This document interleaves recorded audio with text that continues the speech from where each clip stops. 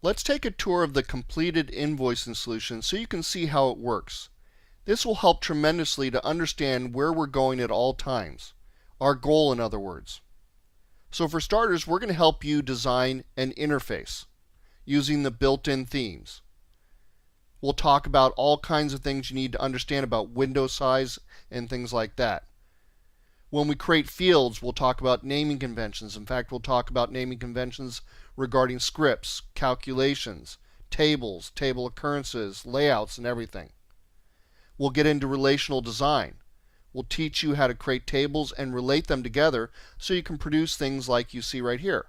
The ability to come in here and add a product right onto an invoice. You'll understand how to create all the calculations, all the different things that make up this invoicing solution portal. We'll even teach you how to use custom menus, so you can change the menus in FileMaker. So we can simply navigate right over to the customer section. I can come up here and with a built-in script I've created, or in fact it's a script trigger, I can come in here and type an O for Osborne, or I can type a J and find all the Johns. Keep going and it keeps filtering it more and more. Go to the particular customer I want. I can look at all the invoices that they have and I can filter that. There's two ways to do it. We can do it by billed or billed and paid, or it can show all three, or all four that is, or if you uncheck all, it's going to show you all of them as well. We can even decide to change it to look at it by date. So only look at the items that are between in the month of June.